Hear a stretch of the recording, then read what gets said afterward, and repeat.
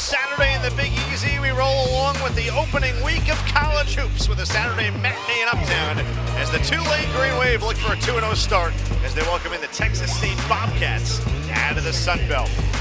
And we say good afternoon inside Averitt B. Fulgham Arena in the Devlin Fieldhouse. And we say hello to the newest member of our team, Noble Days, former Tulane forward. Good to have you aboard. Happy to be here, man. I'm really happy to be back. Well, we know you were at the season opener for Tulane on Monday, a 13-point win over Samford, and a team that certainly looked the part of being picked third in the American preseason poll. What jumped out most to you? Really what jumped out to me was the newcomers coming in and, kind of meshing right with the, veterans on the team. And, having a veteran team nowadays is, tough to come by in, college basketball nowadays. So that's really big and a positive sight for Tulane to see that happening early on. Well, you mentioned the newcomers. Hard to have a better Tulane debut than what Curtis Williams Jr. put forth. How about 9 for 9 from the field, 4 for 4 from three, and a career high 22 points.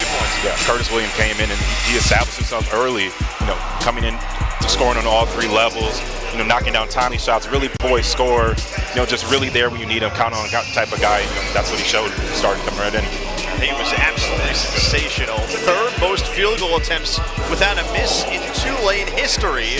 But he was not alone. We mentioned Asher Woods, a returning senior guard, career high 24 points for him. He picked up right where he left off a year ago. Yeah, another guy picking up right where he left off, with that preseason nod that he got to, kind of that target on his back. He really came in and proved himself right away, picking up that second leadership role and scoring on all three levels as well. 9 from 9 from the free throw line. Just a big showing for him and kind of that emotional leader, that new leader coming into the court was big for them. Well, Texas State has 11 newcomers and 7 transfers, but they're going to lean on a key returner and senior guard Mark Drone, preseason all Sun Belt second team selection, but a guy who's battled injuries in his career like a lot of guys on the Texas State team. Yes, he's a big part to their to their overall game plan. Really having that energy and that craftiness to his game is big for Texas State, and hopefully that they can keep that going long, and they're going to need him to be able to open the floor, create for guys, push the ball in transition as part of this big game. And he certainly wasn't alone in the 59-point win over Texas A&M San Antonio. Two guys were perfect from the floor. Caden Gums, also preseason all Sun Belt, 5 for 5, as was Dim Purnell, the Jones College transfer from the JUCO ranks.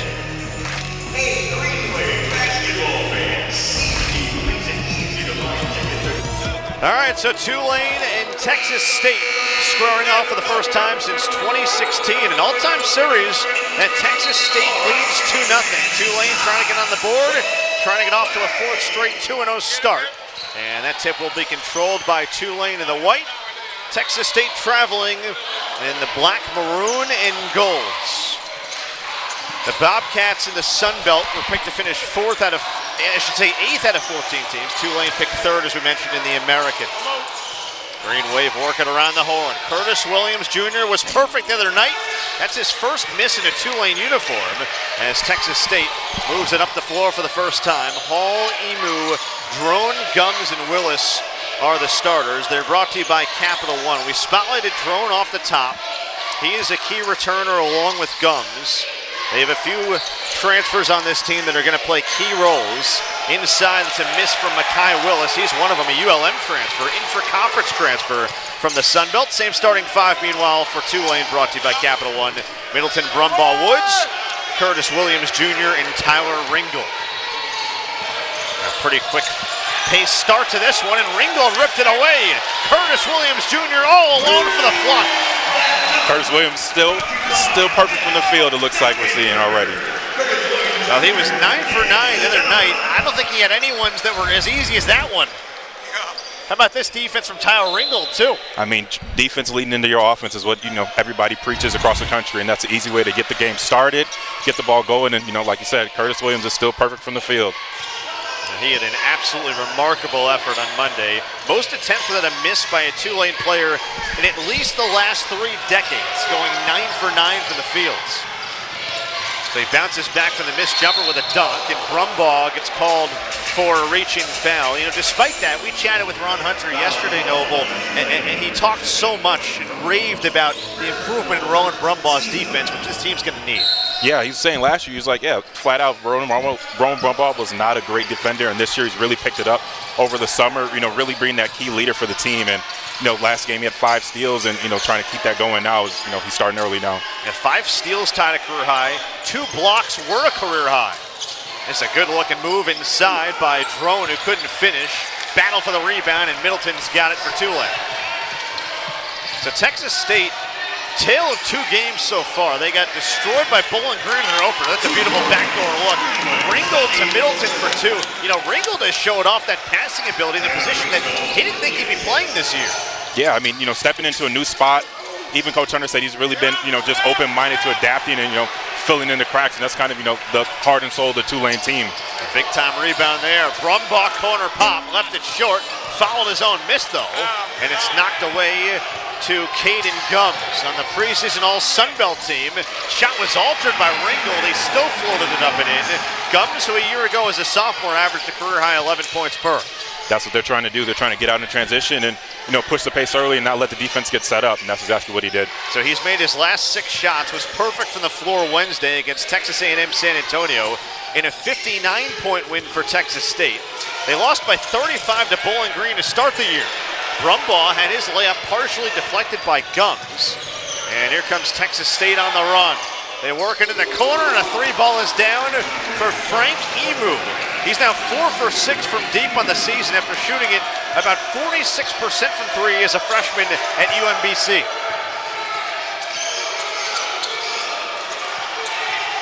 It's a Texas State team that wants to get up and down. They were among the leaders in the Sun Belt last year in fast break points. Played at one of the slower tempos in the country a nation ago. They want to speed things up, and that's a knock away and a steal. How about DJ Hall? Big freshman rumbling downhill for 2.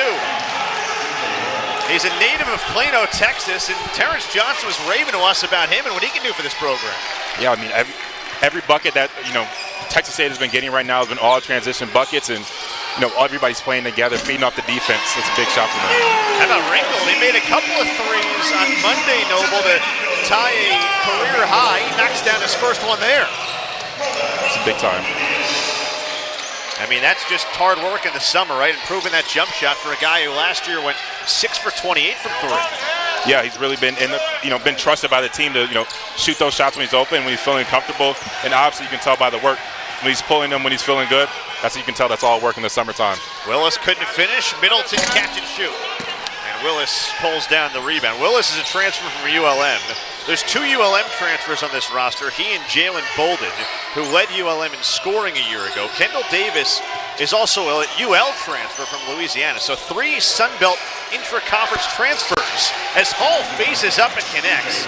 He was the all-time leading scorer at Plano East High School, and the true freshman is a couple of buckets early. Yeah, Hall is feeling comfortable. You know, he's not sped up, not forcing anything. He's just feeling comfortable, and you can tell by that shot.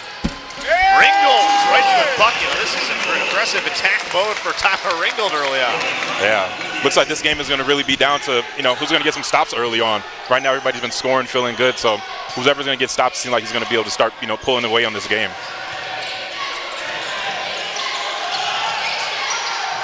So Texas State's begun 4 of 8 for the floor. Tulane 4 of 9. This is Mark Drone. On the baseline drive, a wild reverse layup from Emu's off the mark, and that's going out of bounds. And to Tulane as we get our first stoppage of the day, tied at 9 early. Well, Curtis Williams Jr. the other night did it nearly all with his jump shooting. Tonight, he's already got a dunk early. But Texas State's had the response. How about DJ Hall, the big man rumbling in transition? Got a good one going early in New Orleans.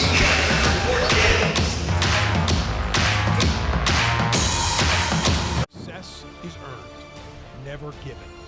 Where character and grit break the status quo, and competition drives ambition. Ignited by innovation, united by mission, bold in service. It is set in stone. One footprint, 15 world-class institutions, one conference. This is the American, built to rise.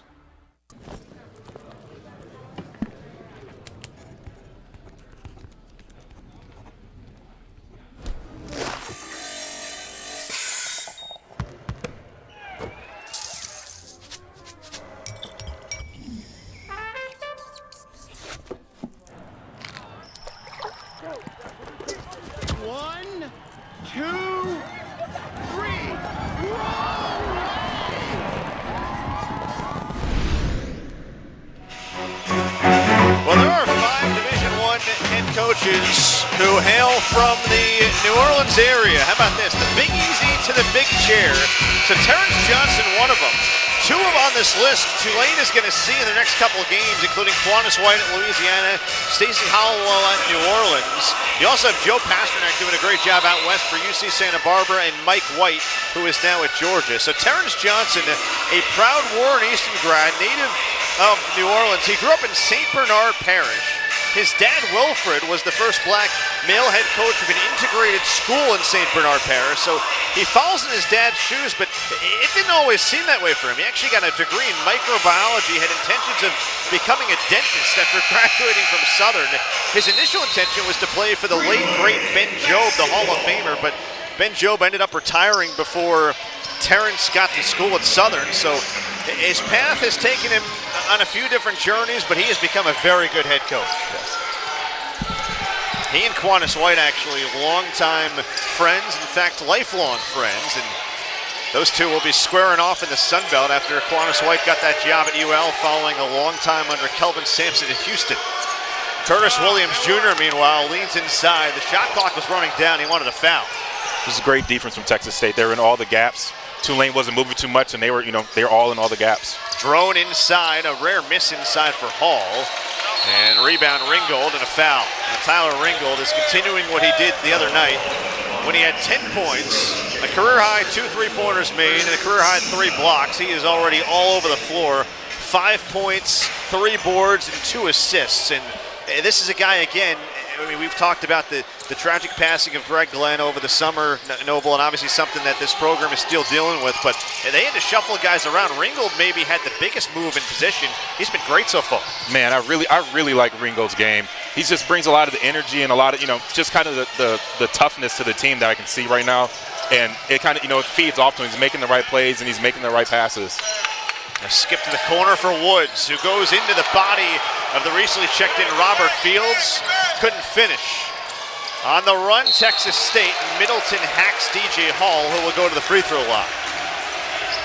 Just like Coach Johnson was saying, all their points, 7 of their 9 points have been in transition. They've been getting the ball up and down. They're not letting the defense set up. Just like that. Pass ahead.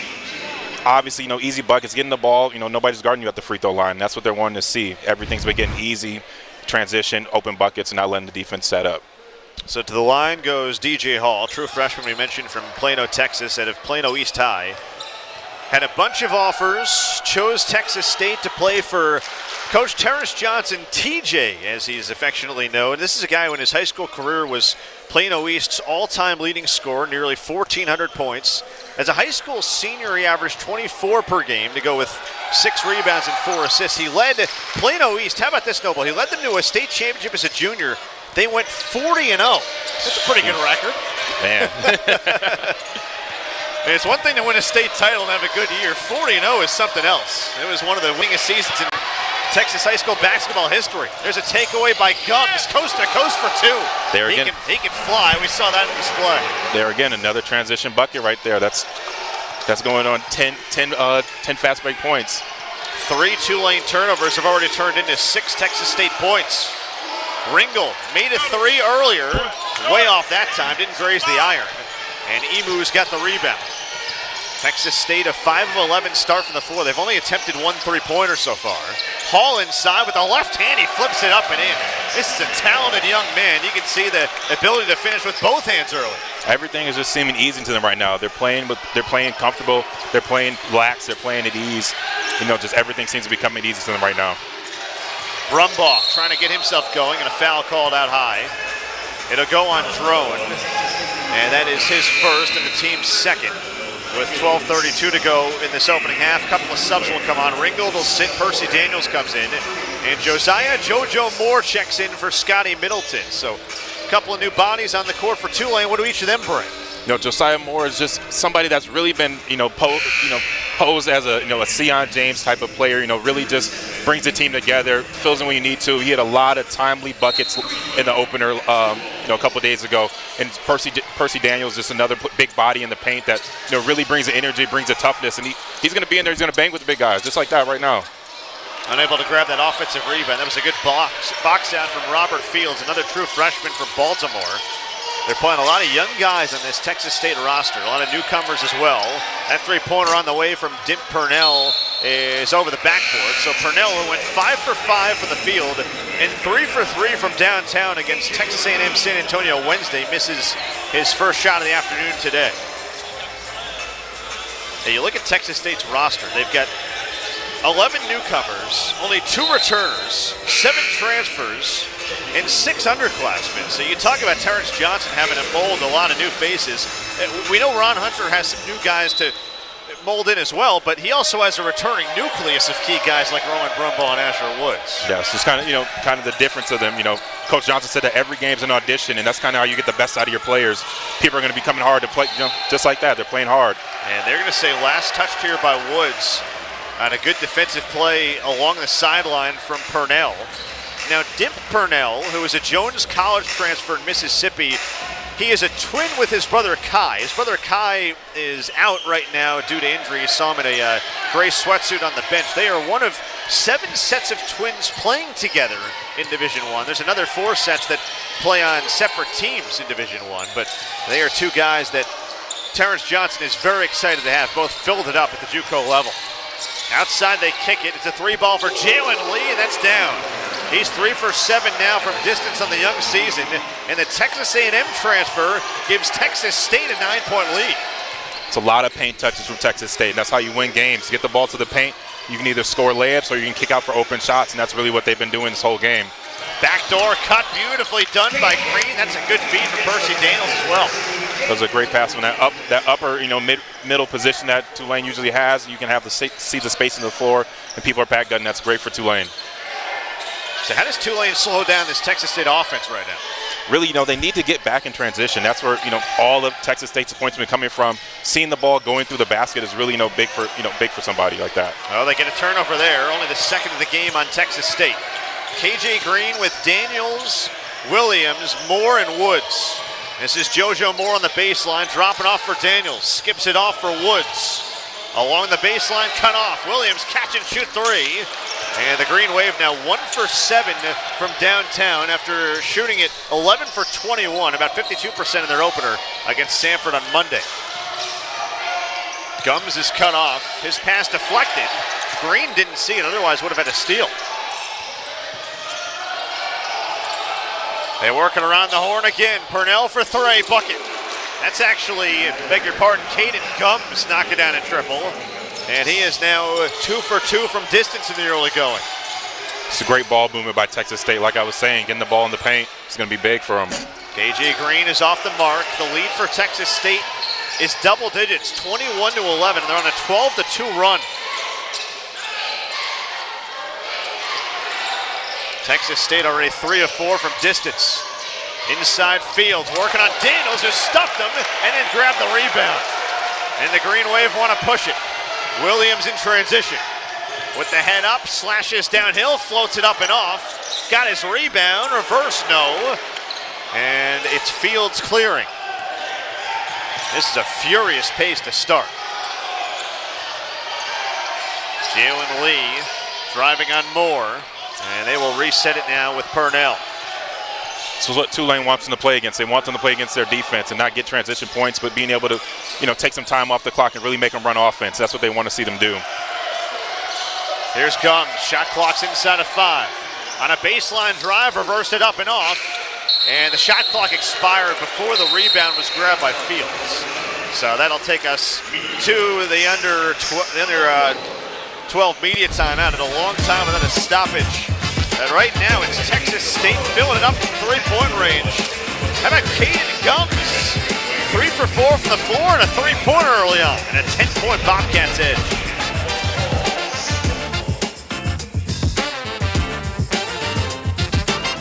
This is the starting center on Tulane's first 2 NCAA tournament teams. Matt Pop passed away earlier this week. Pop, part of Perry Clark's first recruiting class and a member of the class of 1993 that brought Tulane men's basketball back to the Tulane campus. The number 93 is retired in their honor.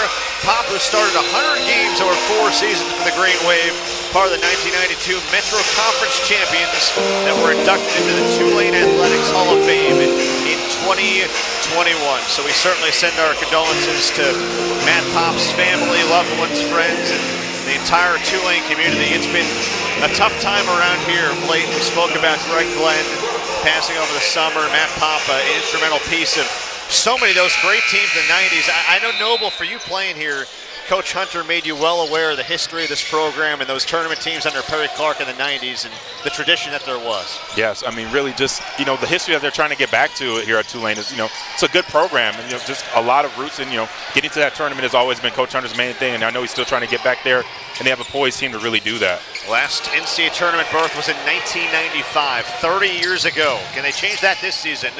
Right now they got to find a way to stop Texas State first. It's a foul on the perimeter. Ron Hunter is not happy right now with the defense.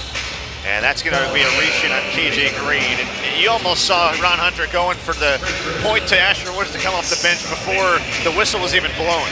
Yeah, I mean, you can see the speed, like we've been saying all game, that Texas State is wanting to play, and they've been imposing themselves on this game with the pace, transition buckets, and just beating that defense before it gets set. Inbounds pass to Drone. He is out there with Lee, along with Bolden. The screen set here by Tay Knox. And also on the court, Purnell. A Texas State team shooting 44% in the early going. 3 of those buckets are from 3, but they turn it over for the 3rd time. And it goes back to Tulane offensively. So how did the Green Wave get going now on the offensive end of the floor, Noble? 5 of 18 from the floor and 1 of 8 from 3. I think they need a lot more movement. Corners are standing around a lot. I think a lot more backside movement, just at least to keep the defense on their toes, because a lot of people are sitting in gaps, just focusing ball hawking. So a lot more movement. And, again, getting to the paint, too, is big. Moore got in the paint, but his shot was altered in a big way by Knox. And Texas State's defense has been in lockdown mode early. Outside it goes. Drone for 3. Cash it in again. They are 4 for 5 from distance. Drone's first points. And Texas State has built a 13-point lead in the first half in Uptown. Texas State is just in a groove, man. And an offensive foul called now on the illegal screen set by Tyler Ringolds. The Bobcats, to your point, have made 5 of the last 7, and they're on a 15-2 run. Now this will turn into a timeout. Ron Hunter not happy early on. His team down 13, 24-11, under 8 here in this first half. Series history between Texas State and Tulane, brought to you by Blue Cross Blue Shield of Louisiana. This is the 3rd meeting all time between the 2 programs. Last one came in 2016 here in New Orleans, a 69-66 Texas State win in overtime. Texas State also beat Tulane in Puerto Vallarta, Mexico in 2013. But Ron Hunter and Terrence Johnson certainly familiar with one another. Now, Terrence Johnson was an assistant on that Texas State staff the last time these two met in 2016. Ron Hunter, of course, 6 years at Georgia State, 3 NCAA tournaments, the last 2 of which came against Terrence Johnson at Texas State. They did beat them in the Sun Belt tournament both times. So those two very well acquainted with one another and a lot of mutual respect. A jumper in the lane here for Mark Drone is down. And right now, Texas State is cooking. Drone has 5, and they're on an 8-0 run and a 17-2 extended run.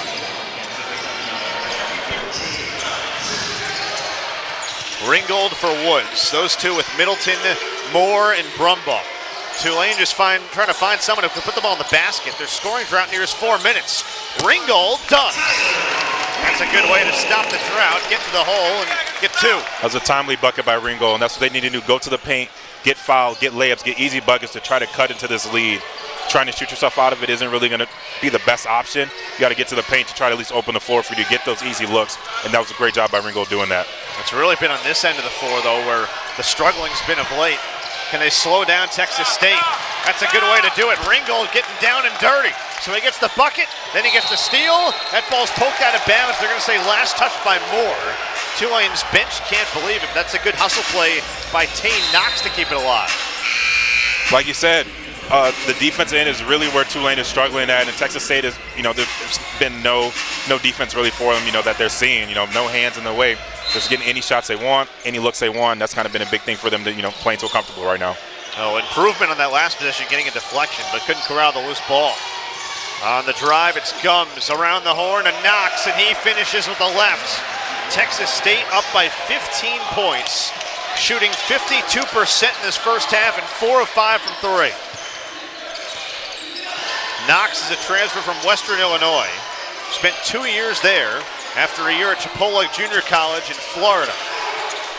One of 7 transfers on this team. We're approaching 6 to go in the first half. Tulane still just 13 points. Middleton passing on an open 3.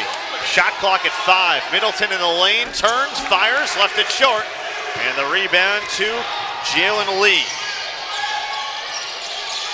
Gums skips it. Bolden.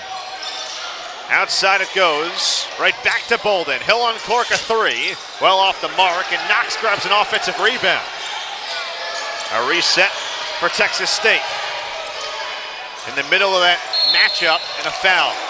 Knox hacked. It'll go on Ringgold. That is his second.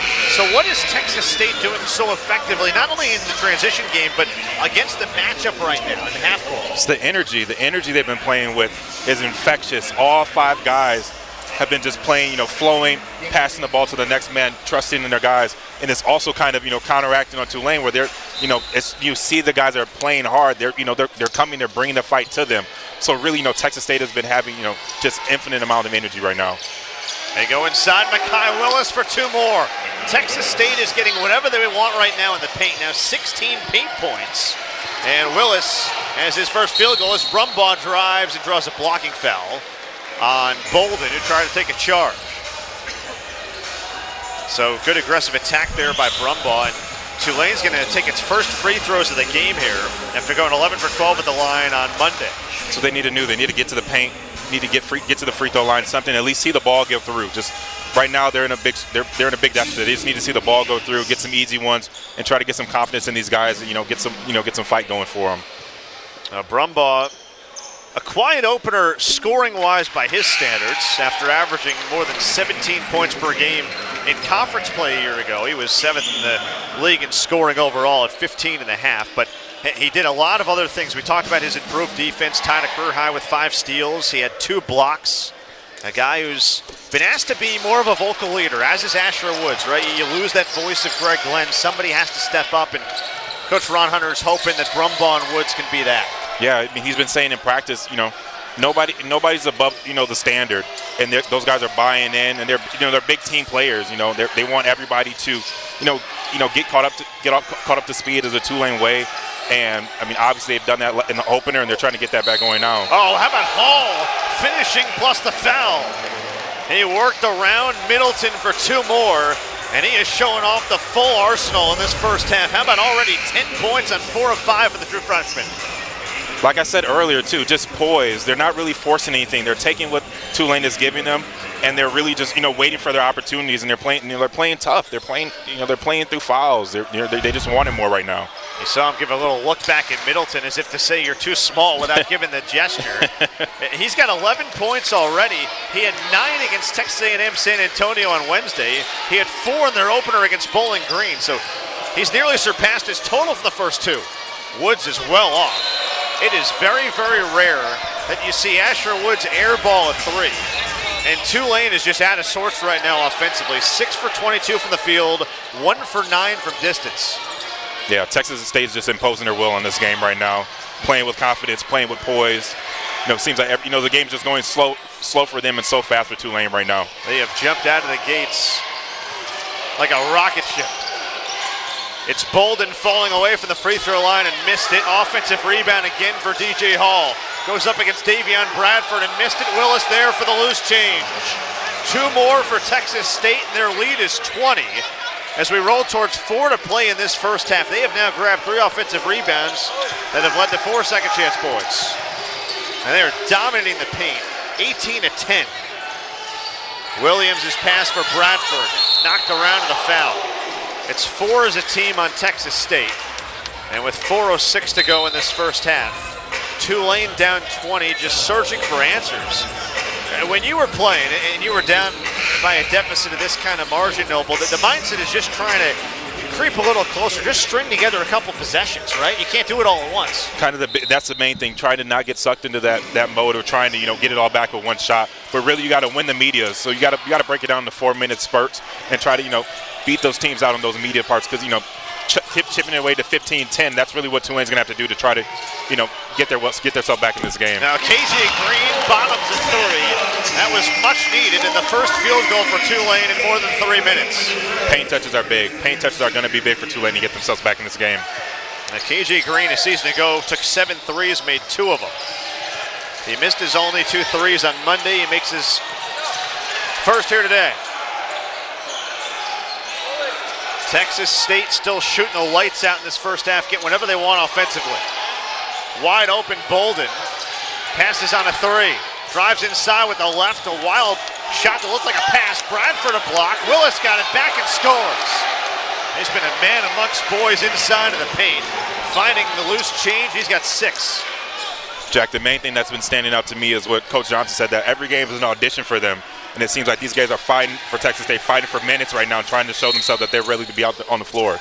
KJ Green draws a foul. He wanted a continuation play, which is the new ruling in college basketball, but I'm not sure he's going to get it there.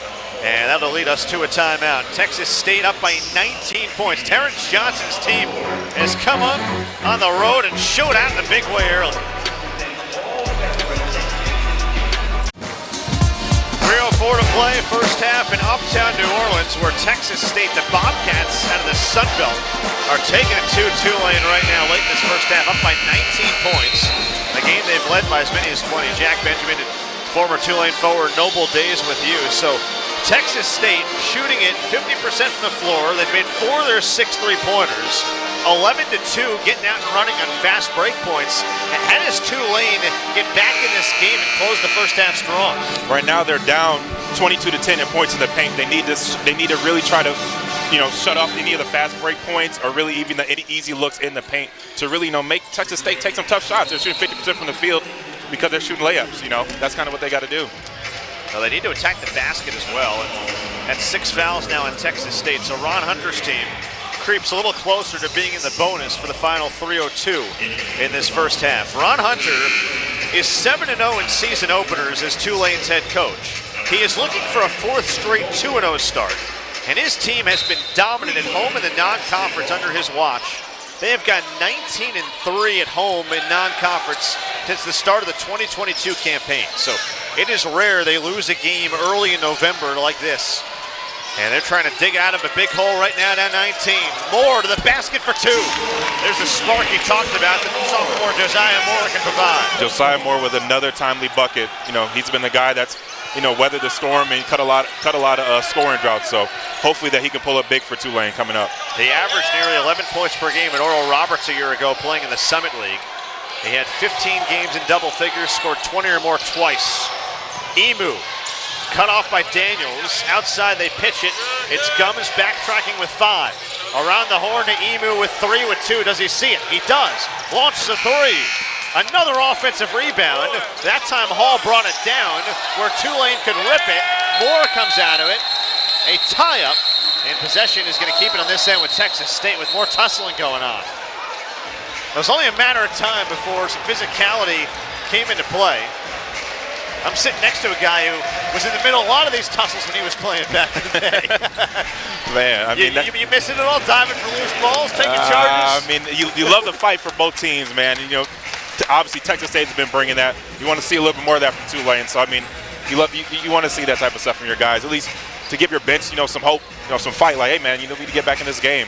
And Texas State's been doing that all game, so that's nothing new for them. Now, Terrence Johnson jumped out of the gates hot as Texas State's head coach. He won back-to-back Sun Belt regular season crowns in his first couple seasons. He was officially named permanent head coach March of 2021, following a Sun Belt regular season crown in his first year at the helm. That one's blocked away in a big way by Daniels. Saved on the baseline by Williams to Brumbaugh. What a defensive sequence. Big block by Percy Daniels right there. Much needed. They needed something to get them going. More for Daniels. Can they capitalize now on the offensive end? Brumbaugh driving on Bolden, takes contact and a foul. And this means free throws. It's a 1-and-1. I believe they called the foul on the floor, so it should be a 1-and-1 here for Brumbaugh. It's going to be a big, ending for the quarter or ending for the half for Tulane. Finishing this half off strong, getting points, stop and score is going to be what they're going to. I know Coach Hunter is preaching in that huddle right now, and stop and score is going to be big. So converting is going to be huge for them going forward. Brumbaugh has not made a field goal so far. 0 of 3 from the floor, 0 of 2 from distance. His only 2 points at the free throw line. A year ago, he was one of the best free throw shooters in America, 82% nearly. He only took 2 free throws on Monday against Samford. Last year, he averaged about 5 free throw attempts a game. So typically when Tulane's at their best, he's attacking downhill. He makes both there. Green Wave a 4-4 at the line, and they're within 15, and now a little bit of token pressure full court. Yes. What does this do for a defense? Right now, this is really just to run some time off the clock. There you go. Well, there's his turnover. Daniels took it away. Brumbaugh's on the run. A sidestep in the lane, another foul. Stop and score, stop and score. So they switch up the defenses. That's something you know very well from Ron Hunter that he likes to do. Mix things up a little bit, and it pays off in a big way there. So right there, really right there, they're just trying to slow Texas State down a little bit and really just make sure they come back. And then this right there, getting, defense is your best offense right there, leading the break, getting easy buckets, layups, free throws. That's what they're going to need going forward. They're probably going to throw that token pressure back on, just, run that shot clock down more. Brumbaugh has scored all 5 of his points now at the free throw line, where the Green Wave are perfect in the early going. They only took 12 free throws against Samford on Monday. Now, part of that was they went 11 of 21 from 3. Tonight, or I should say this afternoon so far, they're only 2 of 10 from 3. So they've had to score points in other ways. It has been a struggle offensively, but they're starting to creep back in at the free throw line and with their defense. Some more full court pressure, 13-point game after Texas State led by 20. It's a 6-0 Green Wave run. Yeah, that pressure's not really to get steals. It's just try to run that shot clock down to like where it's at 17, 18 before they really actually get into their offense and make them get in the late shot clock offense, quicker. Inside 70 seconds to play in this first half. The Texas State is for the most part dominated, and that's a reach around foul on Percy Daniels, trying to guard against Mekhi Willis, and that'll mean a 1-and-1 for Texas State. Yeah, Daniels just has to, do his work early, get in front, don't let him cut clean across the paint without any contact at all. But good cut for Willis, though, finding that seam, finding that crease, and getting that paint touch like always. Willis at the free throw line makes the first. So that was his first free throw attempt of the season. As a senior at ULM last year, he shot 75.5% at the line. He's a career 78% free throw shooter. For a guy who's 6'8", 235, that's a pretty darn good touch. That is. You can see his background, native of Tallahassee, a couple seasons at Fairfield in Connecticut before going over to ULM. He played against Texas State and Terrence Johnson for a couple of years. In 4 career games against them, he went 0-4, but he scored 10.5 points and had 6.5 rebounds. So Terrence Johnson said, hey, we'll take him on our team. And it's paid off in the early going. Brumbaugh backtracking on a bounce against Willis and a foul again. Now, Texas State getting a little handsy here late in the first half. They did such a good job in the first, 19 minutes and change of guarding without fouling. Brumbaugh's going to take his 5th and 6th free throws in the last couple of minutes.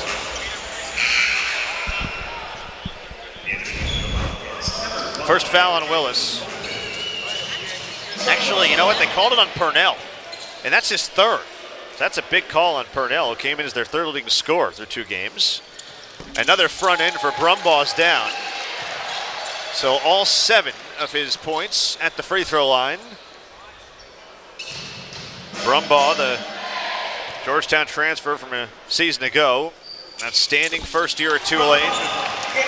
Off to a good start at the free throw stripe here today. I should say a perfect start. He's 8 for 8 at the line, where Tulane's gotten back in this game. Brumbaugh's taken all 8 of their free throws. Yeah, 39-26. Yeah, Tulane needs to keep attacking, keep this pressure up, get another stop, get another score, to try to go into the defense or go into halftime with some type of momentum. Now Terrence Johnson, knowing that his team had not made a field goal in nearly 3 minutes, calls timeout and wants to talk things over with 29.3. There's about a 13-second difference between the clocks. So assuming Texas State either scores or Tulane doesn't allow an offensive rebound. Tulane will have a chance on the back end to get an offensive possession. But and if you're Texas State in this first half, you've played so well, Noble, and they built that 20-point lead on the back of some really efficient offense. What have you seen differently over the course of the last 2:45, and how much do you credit the Tulane defense? I say for Texas State, really, if they want to keep that lead and rebuild it, it's guarding your yard. Keeping people in front, staying in those gaps, and that's what Tulane wasn't doing in the beginning. And now they're getting to the lane, they're getting fouls, they're getting points, they're getting the bonus, and that's what they need to at least chip away to then space the floor back up. What kind of shot is Terrence Johnson trying to throw up for his group? You think in a moment like this, knowing it's probably your final possession of the half? I know he's going to try to get in the paint. I mean, obviously a paint touch for sure. Take some time off, but get in the paint and either get a bucket, get a foul, or be able to kick out if the defense collapses. On the drive, this is Emu outside for Bolden. Shot clock at 5. Emu with 3 with 2. They've got to put one up. Willis didn't get it off, and a shot clock violation, and that is that matchup defense to perfection for Ron Hunter and Tulane. That was a big shot. Or big stop. They actually, were talking through that and, making sure everybody was in the right spots on the rotation. That was big for them. So now they need to go back and, capitalize on the stop.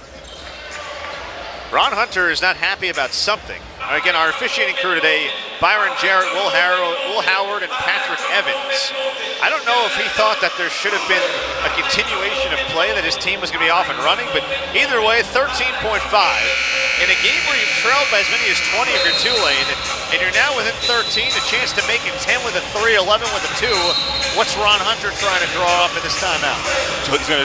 I know he's going to be going downhill, trying to get a bucket. At least I know Coach Hunter's telling him to get fouled, try to get to the paint. If there's a kick-out opportunity, look for it, but go strong. Do not settle. Do not settle. Do not settle. So 13 and a half to go. Ringgold will be the trigger man. Brumbaugh leads Tulane with 8 points, all from the free throw line. He's not made a field goal, but he's going to have the ball in his hands as they run the clock down. Shot clock turned off, inside 10 to go in the first half. Brumbaugh downhill to the lane, his floater is short. Ball knocked around, taken by Bolden. He's got time to hoist it up from half court. And that is short and takes us to halftime in uptown New Orleans, where Texas State will have a 13-point lead going to the locker room as they try to move to 3-0 all-time against Tulane. Terrence Johnson's team, who has been 9-22 on the road over the last couple seasons, looking for its first road win in a big way here in 2025-2026. Trace. My name is Robert Moore. I'm from Charleston, South Carolina. My name is Davion Bradford. I'm from St. Louis. My name is Lou Cronin. I'm from Great Neck, New York. I'm Scotty Middleton from Miami, Florida. I chose Tulane because of the great academics here. I thought we have an opportunity to win a championship, and it's in a great city. I chose Tulane because of the culture. And what made it feel like the right fit was really the coaching staff, the energy I got from New Orleans when I came here on my visit. I really enjoyed it. I chose Tulane because it felt like a family from the start, and they have great coaches and facilities and just teammates. It's just a family all around. The reason I chose Tulane is the team culture and the New Orleans environment. I want to leave my mark here at Tulane just as a guy who gave everything he got to the program, obviously leaving it better than when he came, and just give everything I have to this program and my coaches. To leave my mark at Tulane, I definitely want to win a championship here with me and my teammates. Help us win and do whatever I can to help the team win and just win. Like, that's the main priority. I want to leave my mark being a good teammate, being a great player, and also going pro. Hobbies outside of basketball, I play golf a lot. It's a lot of fun. Hang out with my teammates. I play the game sometimes and watch shows, TV shows. Some hobbies outside of basketball, I really like just playing the game, chilling, you feel me, vibing. I like watching movies, maybe getting into some TV shows. I like to drive. I like to watch Netflix, play video games. I like walks. I like to read. I love to listen to podcasts sometimes. Those are all I like. My go-to music artists would be Shorty Shorty, DC2 Trill, and Tana. Go-to music artist, definitely Future. Drake for sure. Drake is the GOAT. My go-to music artist, probably right now I say YoungBoy, Lil Dill, little 2K, 14, 17 wrist, and last one I'm gonna go with Lil Tony. I think what fans should know about me, I'm a very going person. I love my family and my friends, and I love God. I'll say the only thing I want fans, or something else I want fans to know about me that they probably don't know, is just I'm kind of outgoing, a guy who just loves the game, love to compete every day, and we're gonna give everything we have this season. Roll Wave. Let's go. Let's win a ring this year. Pack out Devlin.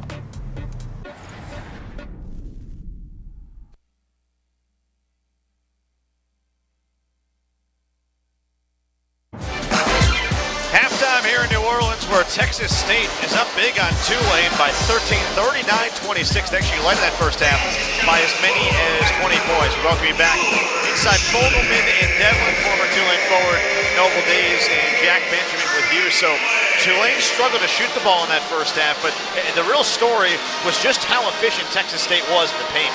Yeah, they've been getting a lot of easy buckets. Being patient, being poised with a lot of their shots. Going forward, they're going to have to, keep continuing that to, keep this league going. Well, we look back to some of the first half highlights. Tyler Ringgold had a sensational season debut for Tulane. He continued that here today. Yeah, I mean, he's been getting to the paint. He's been really, forcing the issue to try to, get some easy buckets for Tulane. And going forward, they're going to be really trying to, keep that going this next quarter. How about KJ Green and the boost he provided off the bench as well?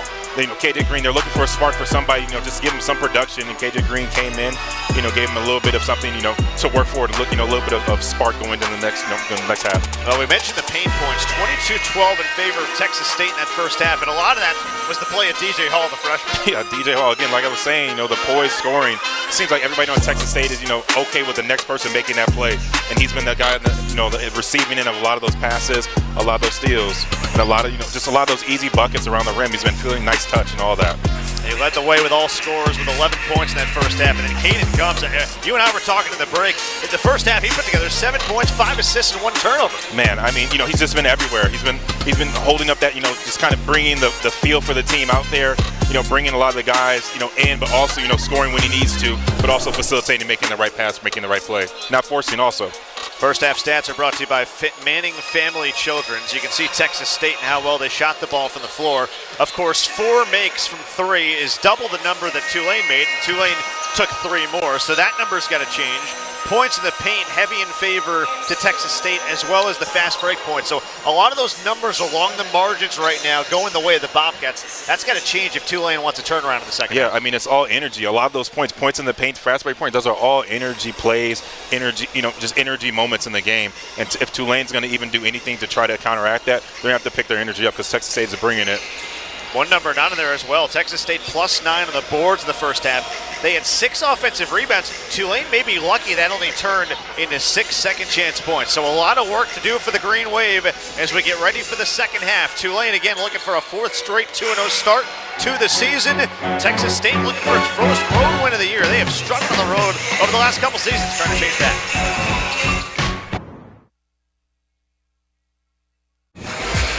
Getting ready for the start of the second half here in New Orleans. Texas State up 13 on Tulane. They were dominant in an opening half. They led by as many as 20. Green Wave ended the first half on an 11-4 run to at least get back into it.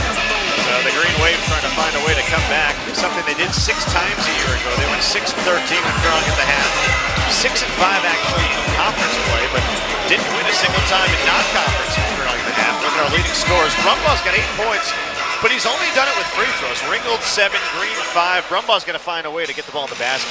Yeah, I mean, he's at least been, started attacking to the basket, and not settling towards the end of the half. So if we continue bringing that back, that's the way to chip in towards this game and try to at least cut this lead down early on.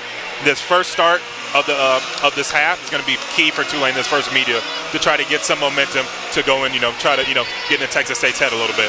So DJ Hall leads the way for Texas State with 11. Remember, he totaled 13 points in their first 2 games. So he's too shy of matching that already. And they got 8 points from Mekhi Willis.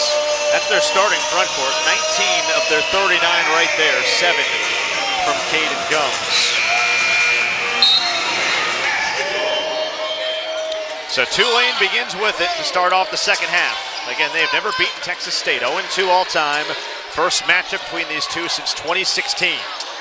Ringgold Knifes down the lane, puts it up and off, and draws a foul. And right away, as you were talking about, they get aggressive off the get-go in the second half. So they need to do, try to get the foul count going early, try to get to the basket and see the ball go through the hoop. Get to the free throw line. That's going to be big for them to at least chip away at this. So Tyler Ringgold, who has 7 points, 3 rebounds, 2 assists, and a steal. Knocks down that free throw. He is just so improved from a season ago. And again, you think about part of this being the fact that he started his career at Texas A&M and redshirted. There's a reason why he was such a highly touted recruit coming out of Southern Lab for 3 years and then Legacy Early College in South Carolina, the Baton Rouge native. But when you don't play at a power conference program, it's almost like you're starting over and recalibrating a little bit. And he has found his footing in his second year in New Orleans. 10 for 10 now for Tulane at the line. And that has kept them in this game. Dangerous pass from Gums. Backdoor cut, too much. Knocked around. Willis got it back on the baseline. Put it up and in. Oh, Mekhi Willis is putting Tulane bodies in a weight room right now. That was just all grit right there. Staying with it, not giving up on the play. He went up on 3 or 4 guys right there. He's already in double figures with 10. That 3 ball is down for Asher Woods. He did not score in the first half. He knocks down his first triple of the second. That's big for Asher Woods. He needs to see one go through, and that's big for him. Big for him and big for Tulane. Just get something going from outside too. They closed last season with 6 consecutive games in double figures, and he had a career-high 24 in their opener against Samford. So can he start getting rolling? Into the lane, drive and kick. Emu for a slashing Mark Throne. He works it back outside for Gums. On the way, a 3 is true. And that is Emu knocking down his second triple of the night. Texas State just not forcing anything. They're waiting for the right shots. They're waiting for their time, and they're not scared to run that shot clock down a little bit to get to that right shot. Texas State now 5 for 8 from distance. Tulane 3 of 11. Ringgold's cut off in the mid-post. Finds Woods. Trying to work the baseline against Hall, who slid the feet well. Ringgold a 3. That's off the mark, and they like him shooting threes. I'm not sure that's the shot they necessarily want. A contested one late in the clock. Yeah, 5 out is the offense, but we want to see some type of slash and some type of cutting. Get those paint touches, and I know they're working for one, but you need that. Drone had time to check the seams, but he missed on a triple, and Tulane got away with one there. Brumbaugh head-to-head pass to Middleton, trying to get himself going for 3. He does! So Middleton cashes in on his first three-pointer today, and the Green Wave are within 10. It's a big one. Here's a little bit. More of that token pressure. Right back they come with Willis. Well, they're starting to beat that pressure, and that's a problem. Willis just keeps getting loose. He's now got 12 points. Yeah. If Tulane's going to put on that token pressure, they're going to have to make sure to get back to their home, their home defense. Now Willis has already matched a season high with 12, which he set last time out on Wednesday against Texas A&M San Antonio. It's a foul going out high on Gums, who picks up his second. Hall will sit, and in comes Jalen Lee. So Texas State goes a little bit smaller, leading by 12 early second half. There's a 13-point lead at halftime. Woods into the lane, kicks out for Middleton. Catch and shoot triple, bullseye!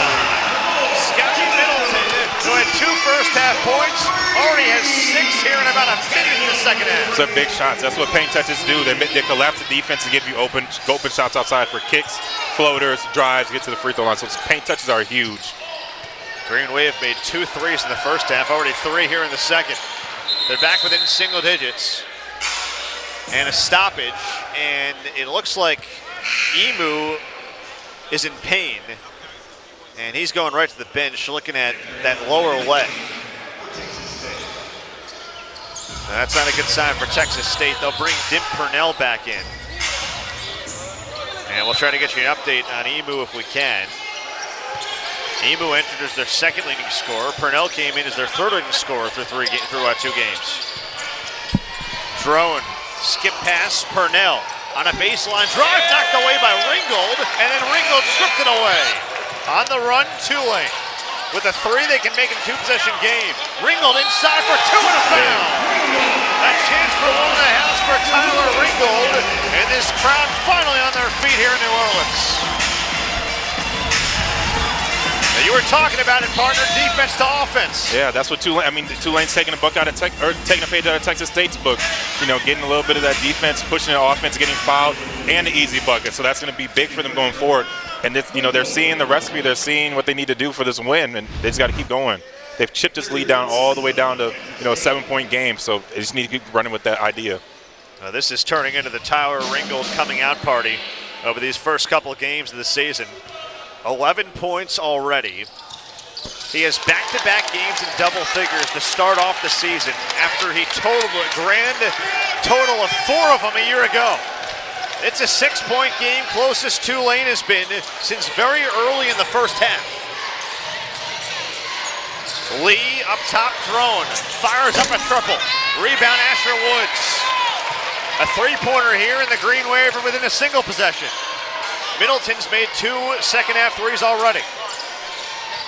This is a possession not to you know, get drawn into the crowd, but get a good one. Ringgold down the lane, blocked away by Jalen Lee. What a rejection that is from the 6'6" redshirt junior guard. He climbed the ladder in a big way. On the move, and a block on Gums, a big-time rejection. Here comes Williams, back to Woods. Thought about firing a three, and now it's Ringgold's. That was a big-time block. 2 huge rejections back-to-back, bringing this pace up for this game. A dangerous pass by Middleton, deflected to Brumbaugh, out to Woods, fly by 3, no. Rebound tipped through the hands of Drone and corralled by Willis. Helter-skelter pace to this one, and a foul called. So the Tulane defense is picking up. Texas State's going to have free throws on the other side, but the Green Wave have trimmed a 13-point halftime deficit. Down to 6 with Asher Woods from 3. And then Middleton knocking down a 3 of his own. He's actually knocked down a couple already in the second half. 6-point game early second half in Uptown.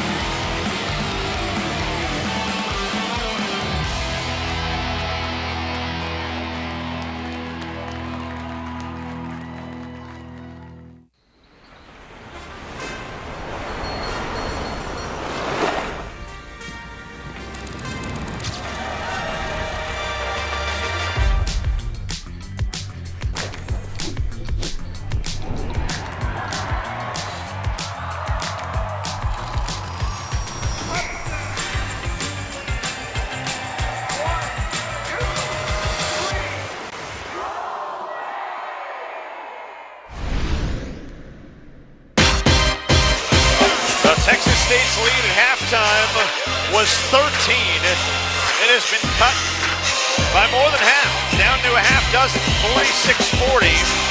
Tulane's come out with a renewed energy in this second half, and it's got Terrence Johnson and Texas State searching for answers right now. 6-0 Tulane run. What's the biggest thing you've seen adjustment-wise from the Green Wave in the second half so far, Noble? Tulane taking a page out of their book and playing with some pace. You know, feeling confident. You know, Scotty knocked out some big shots, some big threes. You know, those paint touches are really, you know, going to be the key for Tulane to, you know, chip away at this lead like they've been doing now, and hopefully, you know, or trying to, you know, take the lead for them. So they were down by 20 late first half as the inbounds pass goes to Purnell and he's fouled. They've outscored Texas State by 14 since and have gotten themselves back in this game. Purnell will go to the free throw line, though, for a pair. Now, this is something that Tulane's done well in the second half as well, is guard without fouling. Purnell to the line.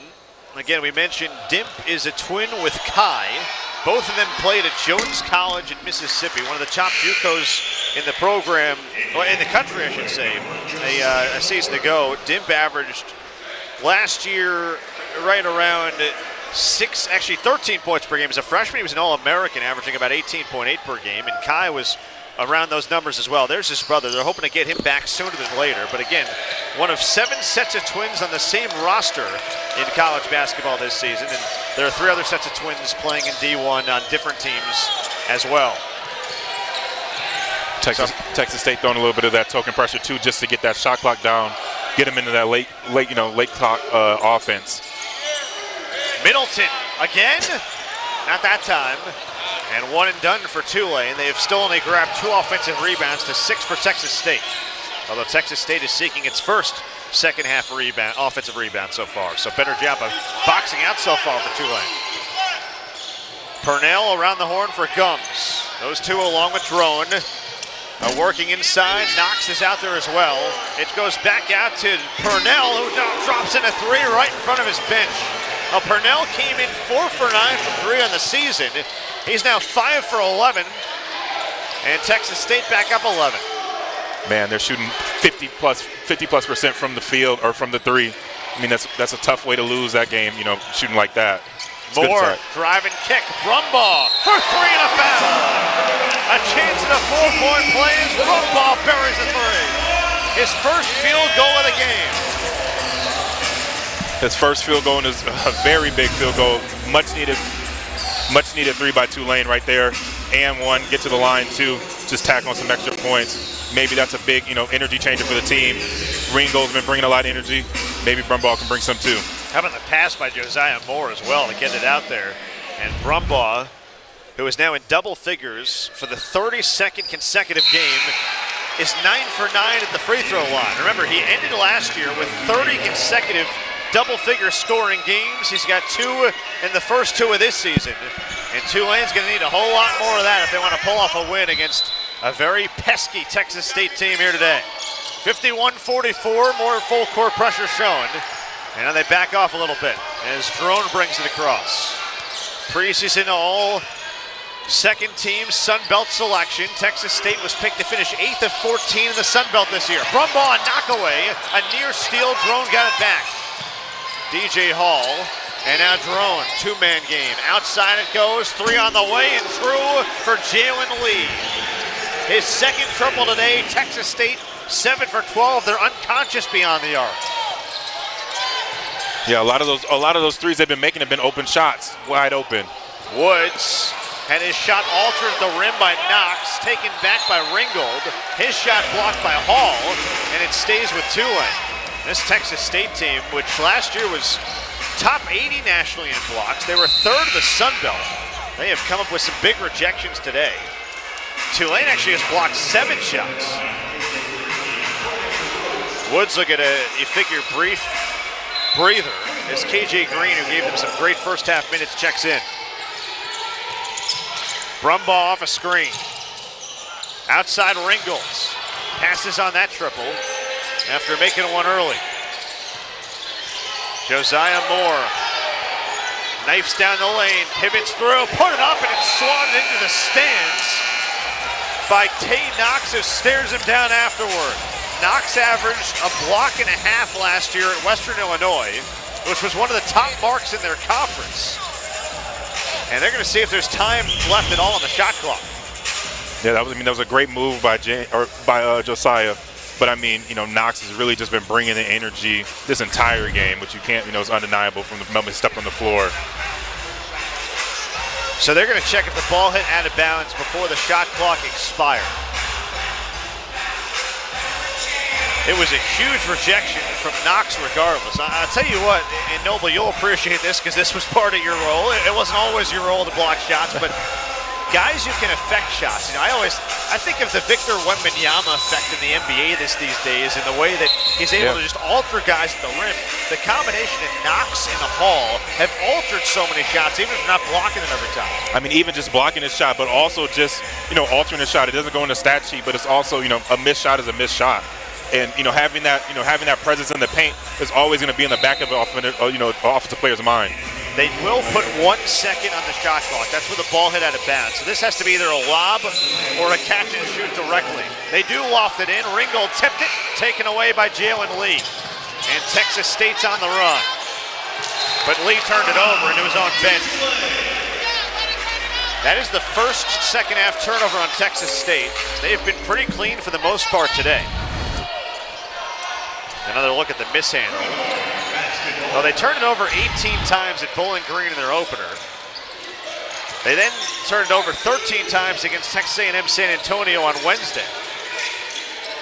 Brumbaugh, and now Moore. He works the dribble in the lane, puts it up and good, and they call an offensive foul. Actually a tie-up. They call a tie-up in possession to Texas State. You don't see this a lot on a play that looks almost like a charge. Yeah, no, it was a tie-up. Wow. It's a big call right there. I mean, there's barely any simultaneous possession there. Yeah, I didn't know if he had enough control for that tie-up call. Got him up on his arm a little bit, but that's what the ref's seen. Ron Hunter couldn't believe it, and Josiah Moore is going to go ask for an explanation, and it won't matter. It turns into a 9th Tulane turnover. 54-44, Texas State. They've led by double digits pretty much the whole way since about midway through the first half. Largest lead has been 20. Drone in the mid-post for Hall. He feeds to Lee, who drops in the jumper. Found that sweet spot in the matchup and pays it off. They've been finding that same opening in that middle high post area, getting that that quote-unquote paint touch, and it's been giving them easy buckets all game long. Lee's had a great game off the bench. 8 points on 3 of 3 shooting. Brumbaugh, another 3. You betcha. So Brumbaugh, who missed all 4 of his shots in the first half and both of his threes, has cashed in a couple of second half triples. And the Green Wave are back to within 9, 56-47. Inside 12 to go in what's turning into a good one here at Fulgham and Devil. Well, we were talking earlier about there being 7 teams in Division I basketball with twins on the roster, Dip and Kai Parnell, and Texas State one of them. Of course, probably the most noteworthy, Cameron and Caden Boozer over at Duke. There's a reason why Duke was the preseason number 6 in the AP Top 25 poll. Of course, Cameron is the projected number 3 pick in the 2026 NBA mock draft. Charlie and Sam Hoiberg over at Nebraska playing for their dad Fred. You got a couple others who play for North Dakota, Michael and Marley Curtis, and then Donnie and MJ Yeager. So really a cool story to be able to play with your twin. Again, these are 2 guys who go back to playing together at Jones College in Mississippi as well, and played their whole high school careers together. Yeah, I mean, it's getting 2 athletes at the same time, by from a good team, good background. I mean, you can't beat that as a college coach and recruiting that. Speaking of can't beat that, that's a great defensive play from Josiah Moore. And it leads to another Texas State turnover, already their 3rd of the second half. 56-47. Tulane trying to get back in this game here midway through the second half.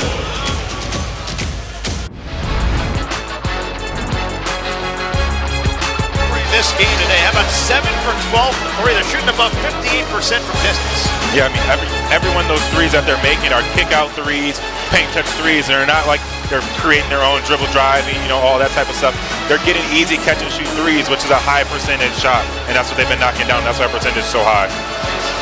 Right now, a couple triples for both Lee and Emu.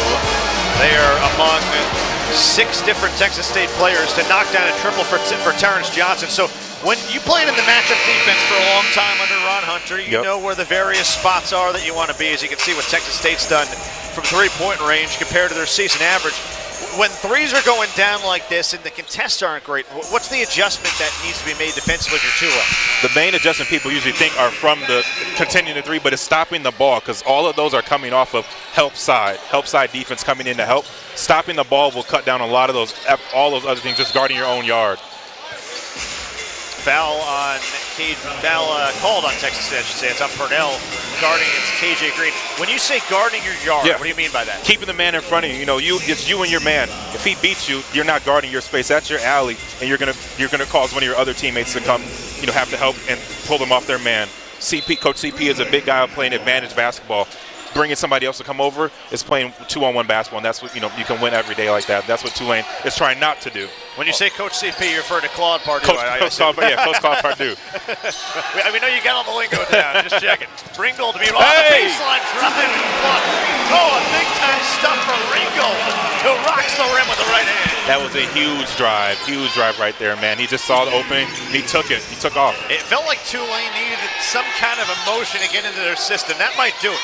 Needed something to kickstart them. He's been their energy guy, and he's the one that's trying to make it infectious for the rest of the guys on the team, and he's doing it. 14 points for Ringgold is 2 shy of tying a career high. Drone at drive and kick. Jalen Lee's perfect from the floor, no more. Rebound tipped around to Ringgold. And Tulane with life. Down 7 with the ball.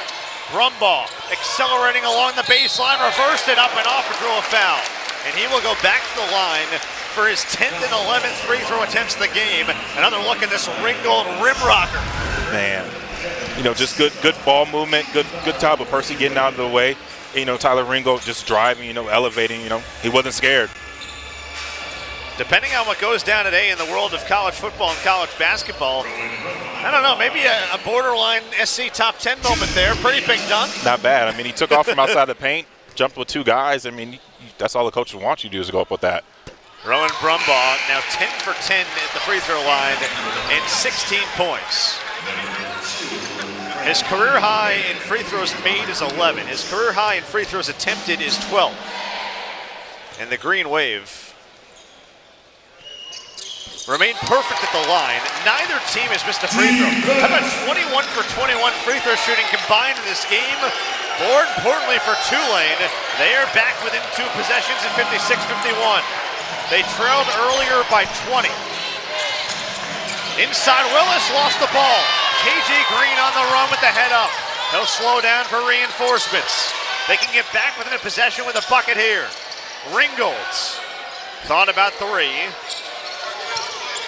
Green to Daniels. It's Brumbaugh, given space for 3. Bucket! It's a big shot by Brumbaugh right there. It's a 10-0 Tulane run. Timeout, Terrence Johnson in Texas State. Rowan Brumbaugh willing Tulane back. He's got 20 points. His 11th career game of 20-plus. It started again in the defensive end of the floor with KJ Green, though. And it gets paid off offensively with Brumbaugh. Big 3 right there. I mean, seeing the ball go through on free throws, and seeing that ball go through the rim translates to other parts of your game. That's a big shot by Brumbaugh. So a 10-0 run in 1 minute and 50. And it has been off of turnovers and mistakes from Texas State. The Tulane defense has buckled down. They've locked down on shooters, as you were talking about. And I'll tell you what, the quality of offense in this second half, Noble, has been really good. They're shooting above 53% from the floor. And how about a red-hot 6 for 9 from 3 after going 2 for 10 in the first half? It's funny how you see that who's ever pushing the pace of the team that's winning right now, that has the energy. Texas State was pushing the pace the first half, and they seem to have, everything was flowing from. Now Tulane is the one picking the pace up, playing in transition, picking, just finding the right open man, and that's been leading to easy points, feeling confident, finding the right man. And it's funny how the ball just finds who's open and finds who's hot, and that's what Tulane's been doing now in the second half.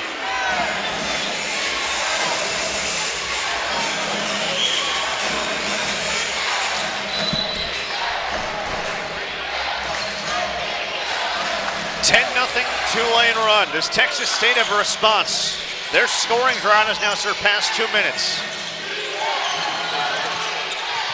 Drone.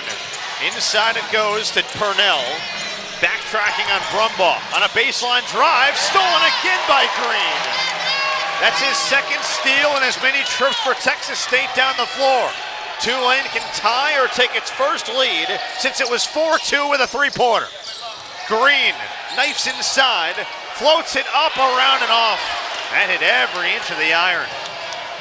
Texas State on the move. Nearly another turnover. Emu backed it out. That'll be a turnover. A double dribble. It feels like Texas State, Noble, in that first half, they were playing fast but under control. credit Tulane for speeding them up the way they have in the second half. Yes, I mean, getting them a little off, off kilter a little bit, but still being able to play against that defense. That's the one thing that Texas State, not saying they didn't want to play against that, but, being able to beat that defense before it gets set up is a big reason why they were scoring so much. And now that they haven't been getting on the field, that's how they've been doing this. KJ Green draws a foul. I'll tell you what, his downhill aggression has turned this game in a big way. Both he and Brumbaugh attacking this Texas State Bobcats defense. And he will go to the free throw line to try to tie the game. I like how he's been keeping that same spark that he's had in that first half, and continuing into the second half. Playing with the minutes he's having, making the most of it. He's been keeping his head, trying to just find the right spots and taking his moments when he can, and that's been big for KJ Green going forward. And for them to keep cutting down on this lead, he's gonna have to keep doing that. KJ Green, sophomore from Atlanta, expected to take on a much bigger role this season. He has provided a boost off the bench today, 7 points, but that doesn't tell the whole story. A couple steals, a couple of buckets, a three-pointer, and we are tied at 56. First time tied since it was 4-4. In the mid-range, that jumper's off the mark from Emu, but a foul called on the jump shot. And free throws will be coming. You never want to foul a jump shooter. They call that one of the cardinal sins defensively, right? Yep. Got to just be there on the contest. Just wait for the contest, jump straight up and down. I mean, it is tough because he's going to be right there in the paint, but just got to go up and down and just, try to hope for the miss. Emu knocks in the first free throw. He played his freshman season at UMBC. He's from Arlington, Texas, out of Mansfield Summit. Had an outstanding high school career, led them to a state championship run as a senior. He averaged right around 7 points per game as a freshman at UMBC. Didn't play last year due to injury, but they like him a lot. They think he'll be a key piece. Makes a couple of freebies there. 58-56 in what's turned into a nip-and-tuck affair in Uptown. Green for Ringgold. 14 for Ringgold, 20 for Brumbaugh's a game high and team high. Shot clock at 4 for JoJo Moore. Rises up, missed from the mid-range. And Hall pulls in his 5th rebound. Purnell dashing down the lane. His lefty floater's too strong. Offensive rebound for Hall. Had it go out of bounds off Ringgold. And they'll say it stays with Texas State. And Tulane, for the most part, has done a better job of keeping Texas State off the offensive glass in the second half. That energy has been coming from Ringo and from KJ, coming in the game. KJ's been talking a lot. Tyler's been talking a lot. It's just been, kind of that energy that's going to help them. And another jumper put in by Frank Emu. So he's in double figures now with 10. He scored in double figures 9 times as a freshman at UMBC. Second time in 3 games this year with Texas State. Lead back to 4 for the Bobcats. Green off the Daniels screen. Ringgold given space in the corner. He wants to back down on the smaller Emu. Had his shot rejected. Stolen away by Texas State and a foul. Drone grabbed it. Ringgold commits his 4th. That's a huge call on one of Tulane's best players today. He picks up his 4th foul with 7:49 to go in the game. Texas State up on Tulane by 4. Getting late here in New Orleans.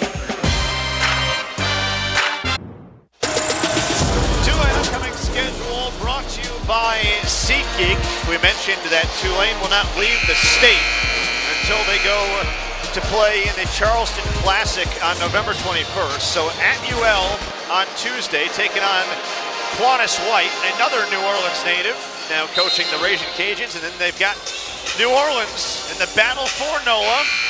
The Privateers are off to a great start under Stacey Hollowell. You see them knock off TCU in their opener? That was a pretty impressive win for UNO. That was a big win right there. So that's going to be a good team coming in here to Fogelman and Devlin on Friday. First things first, though, looking like we're set up for a good one here. 4-point Texas State lead, 7:49 left in the game. Texas State led by 20 in the first half. And they led by 13 at halftime. Jack Benjamin, former Tulane forward, Noble Days, our great crew with you. Inside 8 to go. Green Wave seeking a 4th straight 2-0 start. Texas State looking for its first road win of the season. Again, their last 2 seasons on the road, 9-22 and 4-9 in the non-conference. Purnell, shot fake floater, around off. Daniels has the rebound. And Tulane trying to get back within a possession. Brumbaugh's got a game-high 20. He accelerates, he puts it up and in, counted and one. Another chance to three-point play for Brumbaugh, who's got a game-high 22. Brumbaugh is being a lot more aggressive this half, which I love to see. He's taking his time. He's finding his shot. I mean, that's a lot of focus on that shot right there, and he's getting into the paint. He's not settling. You know, he's taking it to the defense, what Texas State was doing in the first half, and now he's taking it upon himself to do that now. He went 0 for 4 from the floor in the first half. He has made all 4 of his shots from the field in the second half, where he's put in 15 of his game-high 23. 1-point Texas State lead, approaching 7 to go. Texas State has turned it over 5 times against this harassing Tulane defense. They'll get a push foul here on Brumbaugh. They'll say that he shoved Robert Fields on the sideline. That's the 5th foul on Tulane. It's Brumbaugh's 3rd. So Brumbaugh's got 3. Tyler Ringgold has 4 for Tulane. For Texas State, both Purnell and Gums have 4 fouls apiece. Texas State already has 9 team fouls, so Tulane's going to be in the double bonus rest of this game. A 1-point game, inside 7 to play. Fields looking to kick, finds Hall. He's had a great game and it continues. He's got 13 points on 5 for 7 from the field. Soft touch right there. I mean, Texas State has just been abusing that open high post area, and it's really, it's been paying off to them. That's how they, got this lead in the first half. Open up. KJ Green going in for 2. KJ Green's been their spark plug, and he's with a quick answer back for Tulane, just trying to, try to negate any of the strides that Texas State is trying to put some space back in this lead for him. It's big for Tulane. Hall, by the way, those were his first 2 points in the second half after he scored 11 in the first. And he has matched his output from the first 2 games where he scored 13 total. Here he is up top. High-low feed to Fields. And a foul on Percy Daniels. And Robert Fields will go to the free throw line where he has been sensational to start off his college career. He's 13 for 16 at the line through 2 games for Texas State. Terrence Johnson's crew last year was terrific in one-possession games. They went 4-1, so they're no strangers to winning games that are tight. But this, of course, a brand new team with a lot of brand new pieces. Fields being one of them. True freshman from Baltimore. He was all-conference as a senior at the McDonough School, where he averaged 17 points, 12 rebounds, and 3 blocks. How about this? I was looking at his bio and couldn't believe it. His favorite basketball player is Jason Tatum. His favorite basketball team is the Lakers. I don't know how that happens. He misses a free throw there, though. And the Texas State lead is 2. Hey, Jason Tatum is a big Kobe guy, so I don't think he would be mad at it. No, so he is. We hope he gets back sooner than later from that torn Achilles. Back to door pass for Ringgold, looking for Middleton. Right idea, but just the wrong execution. And Percy Daniels is going to check back in, and he will replace Ringgold's. It was a good look, trying to get to the paint, trying to, get an easy one. Just a little bit too much behind that pass, but it's a good look, though. Remember, Ringgold has been limited a little bit by foul trouble as well, so trying to get his rhythm back. Some full court token pressure again from Tulane as Gums brings it across the timeline. 2-point Texas State lead, inside 6 to play. This matchup flying around right now defensively for Tulane. Hall in the lane, pushes it up, left it short, and a foul. So Hall to the free throw line. Texas State as a team is 10 for 11 at the line today. Tulane's going to have to do something about that high post, because every time somebody vacates the area, they have to know that somebody's coming back to fill that spot. And that's what they've been eating from the entire night off of. DJ Hall misses on the first free throw. He had been 3 for 3 at the stripe. He entered 5 for 8 through his first couple of games. Again, an outstanding high school career. His sister, Donavia, actually played for SMU for a couple of seasons, 2023 to 2024, so she knows a thing or two about playing Tulane in the American. SMU, of course, now in the ACC, as Hall gets 1 of 2. He has a new career high, well, he extends his career high. He's got 14 points after totaling 13 in his first 2 games. 64-61 Texas State. KJ Green, drop off to Brumbaugh, put it up, a foul. Tulane wants a goaltend. And they might have a case here. That ball was awfully close to hitting the backboard before it got blocked by Hall. That's what I thought too. Was it Hall who blocked it, or was it... Now, you know what? It was actually Fields. And that was close. That was a tough one. But either way, if it's 1 or 2 shots, I mean, Hunter's not going to be mad at him going to the line. So that's what they wanted. So who Tulane wants at the line right now, and he's been, contributing that way really good. Now the officials are talking it over. It's going to be 2 free throws. They're going to say he got it just before that ball at the backboard. So Brumbaugh back to the free throw line. 23 points, including now 16 in the second half, where he's 13 for 13 at the line in the game. Brumbaugh, a career high in makes and attempts from the stripe. And both free throws are in. Tulane remains perfect as a team, 18 for 18. Brumbaugh 13 for 13 for the stripe. 64-63. We tick down towards 5 to play in Uptown New Orleans. And is what has been a sensational early season matchup between Texas State and Tulane. Gums off the screen from Hall. It's Drone knifing inside, finds Hall, misses on the jumper. Moore flies in, Middleton saves. And Tulane trying to regain the lead. That was a big stop for Tulane. Staying home, staying in that middle, and stopping that high post action. They have not led since it was 4-2. Brumbaugh, bad pass and turnover. Here comes Gums, racing up court. Daniels contested and Gums finished it. High off the glass for 2. That's impressive for Gums. That was a great layup by Gums right there, putting it high off the glass. I mean, Daniels couldn't go get that. It's just a great fast break for him. Gums is tied a career high now with 4 steals. He's got 9 points, and that's a bad reach-in foul on Fields, considering that Tulane's in the double bonus rest of the way. Exactly. I mean, and the way that free throws shooting has been going for both teams, it's going to be tough to put somebody on the line right now, especially with them having double bonus going the rest of the game. So Fields picks up the foul. It is his first. And Josiah Moore to the free throw line. He was a 3-star recruit out of high school, native of Leander, Texas, and of Rouse High School, where he averaged 18 points per game. He was an all-state selection. A year ago at Oral Roberts, he scored in double figures 15 times. He averaged about 11 points per game, had a couple of 20-point outings, including a career high of 26 against North Dakota. And again, trained over the summer with Sion James, which is exactly the name that Ron Hunter told us he reminds him of. Couple of freebies there. What do you know? 1-point game again. I can see a little bit of the similarities right there, just kind of with that demeanor and kind of, just the stick-to-itness that he has. How about 21 for 21 at the line for Tulane tonight? 3 ball on the way, off the mark from Emu. Rebound Daniels. He collects his 3rd board. Again, Tulane trying to grab a lead. It's a big miss by Texas State. The way they've been shooting today. Tulane is lucky that that one didn't go down for them. Middleton has a couple of second-half threes. Passes up for Ringholz. Who can push Tulane back in front for the first time since early in the first half? Shot clock at 5. Brumbaugh drives. Drop off to Moore for the lead. What a feed from Brumbaugh. Moore the finish, and the first lead since it was 4-2.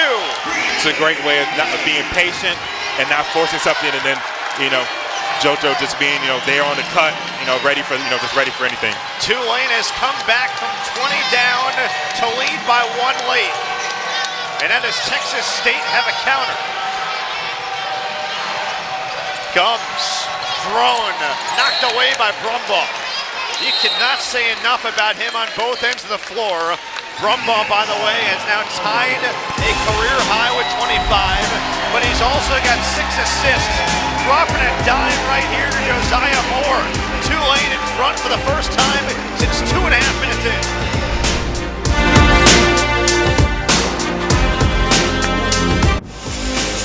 Well, the last time Tulane came back from a 20-point deficit to win, December the 18th of 2017 against Nichols, but the guy sitting next to me knows a thing or two about comebacks as well. How about we flash you back to January the 12th of 2022?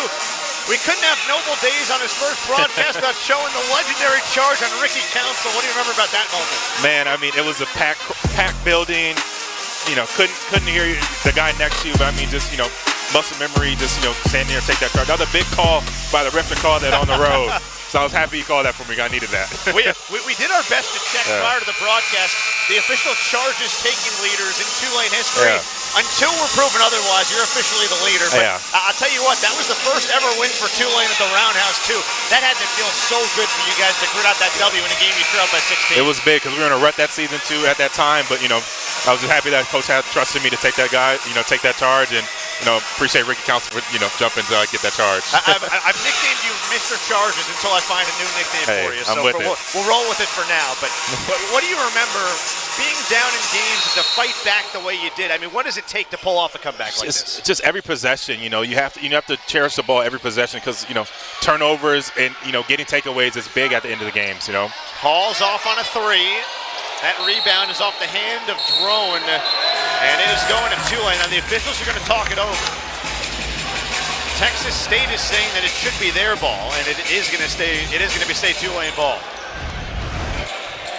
At the end of games, man, every possession just becomes even more and more crucial. Just getting the ball, rebounds, missed shots. You know, those are big. Those are, you know, 1-point games. Those swings can bring a team back, or you can put you in the hole and, you know, finish, you know, all the momentum you've had. By the way, something about Wichita State and Tulane and bringing out the best of this team in terms of comebacks. Play is under review. The on-court ruling is Tulane's ball. All right, well, we have the officials mic'd as well this season. That's a nice new addition. So they're going to check out the review here, and we'll be able to hear them and listen in. But, you know, Noble, you think about, you guys were down by 16 in that game in 2022. The following season, it was an 18-point deficit here in New Orleans, and Tulane came back to win. Yeah. I mean, those are big on just, you know, in those games, all you can teach or preach in the, you know, the huddles are stops and scores. You got to get stops. You got to get stops. You got to get scores. And you have to convert on it, especially, you know, towards the end of games. You have to be able to put the ball in the bucket eventually to get yourself back. So right now it is Tulane ball, 67-66.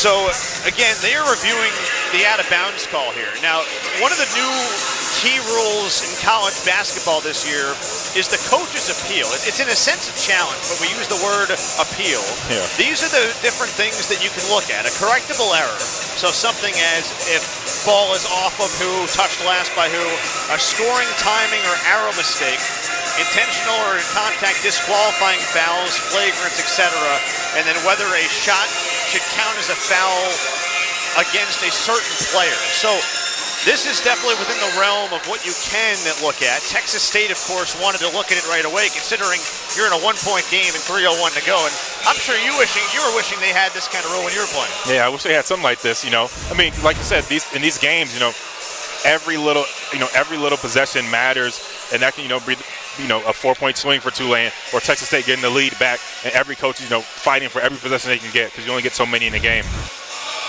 Well, from that angle, and remember, the call on the floor is Tulane ball. Yep. I just don't know if there's enough evidence here to say that ball hits Rowan Brumbaugh on the leg. It didn't graze his arm. Yeah. The on-court ruling stands. Tulane basketball. Yep. Texas State will be charged timeout. All right, we appreciate Byron Jarrett getting mic'd up. I'll tell you what, this is pretty cool to me. We haven't had this all my years calling games, so it's similar to the way they've gone in Major League Baseball announcing changes in various different sports, and college basketball keeping up with the times.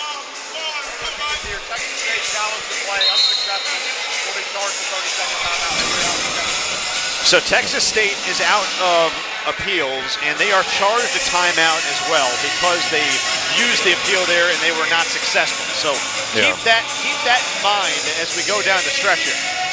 Yeah, not mad at the coach for making that call, trying to, you know, see if he can get his team back another possession, but unfortunately just didn't hit his leg. It's tough because, you know, you do want to save timeouts if you can in the men's game because you can't advance the ball late in the game. Yep. Nonetheless, Tulane ball leading by 1. They are in unfamiliar territory here. Again, leading for the first time since about 2 minutes in when it was 4-2. Yep. KJ Green for Ringgold. Those two with Middleton, Brumbaugh, and Moore. It's Brumbaugh firing up a 3 and connects again. Rowan Brumbaugh's got a new career high with 28 and 18 of them in the second half. He's feeling it, man. You know, you could just tell by the way he spotted up. He took the shot. I was like, yeah, that feels like that's going in. You just felt confident with that one. Make it actually 20 in the second half for Brumbaugh. He did not make a shot in the first half. He was 0 for 4. He's made all 5 field goals in the second half. Gums on a baseline driving kick for Emu. Sidestep on a mid-range, missed it, got his own rebound. Texas State will reset, trying to stop a 7-0 run, and they do. A big corner 3 from Mark Drone. 8 points for him in his second triple to keep Texas State alive. It's a huge shot by Drone. He's been a little quiet, you know, but he, coming in the clutch when the team needs him, down late, trying to get his team back, and that's a big shot. KJ Green, meanwhile, spinning inside and draws a foul, and more free throws coming for Tulane. Again, they are in the double bonus, so that's the value of being aggressive. As we look again here, Noble, at the latest three-pointer for Rowan Brumbaugh. How about a perfect 4 for 4 from 3 in the second half? Man, he just spots it up, lets it go. That's a perfect release on that ball right there. And that's big with those free throws for the game. Keep attacking the basket early in the game, getting them to the line, still seeing the ball go through, pays off. You just never know with a shooter's mentality like that. It pays off. Free throw is true for KJ Green. What a boost he's given Tulane off the bench. How about 10 points now for KJ Green, which is a new career high. Previous high was 9 at UAB last January. 10 points. 3 of 5 floor. He's made a 3. He's made all 4 of his free throws. He's added a couple of steals. I'm not sure you can ask for more if you're Ron Hunter from your sophomore point guard. As he gets a breather, Tulane goes a little bigger, and they are still perfect at the line, 23 for 23. That's huge. So they needed all of those free throws getting back in this game. This lead for Tulane at 3 is their largest of the game. That's how close it's been. Emu missed it. Paul on the offensive glass, puts it up, no. Volleyball around and controlled by Middleton. Snatches his 4th rebound. We're inside 90 seconds. And Tulane wants to attack if they can, knowing they're in the double bonus. Brumbaugh bumped again. It's just not smart defense from Texas State. Now Brumbaugh will head back to the free throw line for the 15th and 16th time today.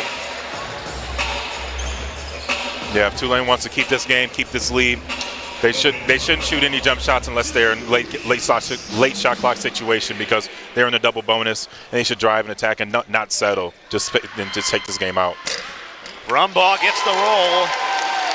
29, extending upon his career high.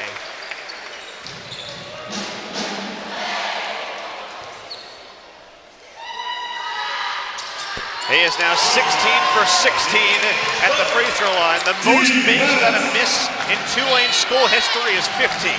So if he can stay perfect, he'd have a new record. Inside Drone, spins, knocked away by Middleton, who grabbed it. And then he was on the baseline out of bounds. So it'll stay with Texas State. Down by 5, they've missed 6 of their last 7 shots. And this Tulane defense has just been suffocating late. Same as Sanford. They were kind of slow start, to start the game off, and they picked up in the second half in the same way this game now. They're they're kind of their move, they're talking, they're all talking and communicating with each other, and that's what's helping them at least stay put, stay in position, and stay in the right areas. They got to get the ball in. Gums' pass went off the leg of Middleton out of bounds. Now Tulane may want to look at this. Let's see. Now they're not going to argue. So a minute 10 to go on the dot, 70 seconds. 74-69 Tulane, largest lead right now at 5. In a game where they have led for a grand total of just north of 4 minutes, Ron Hunter's group has hung in there until making their run late here in the second half in New Orleans. Drone kicks it out. Inside they work it to Willis. He misses. Ringgold the rebound. It's his 7th. And Tulane can just slow things down and run some clock. You don't need to foul yet if you're Texas State, but it's a must-stop sequence here. Brumbaugh to Moore.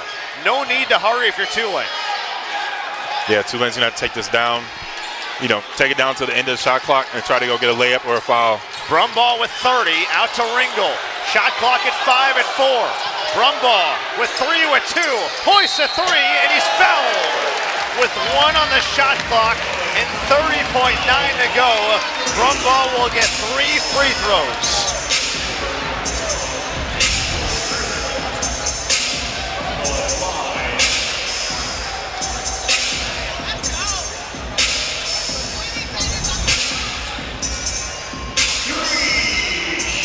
Now that call certainly could have gone either way, and Brumbaugh back to the line.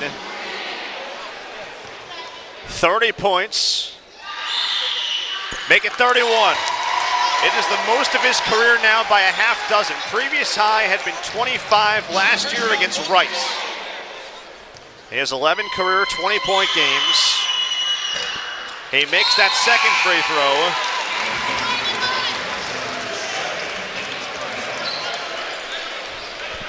Just Mr. Consistent right now, doing everything he's needed, stepping up, playing that team leader role that he's been put into. He has been absolutely sensational. And he gets all 3. How about 33 points? 25 of them in the second half, and 18 for 18, making 19 for 19 at the line, a new school record. Drone drives and scores with 19.7.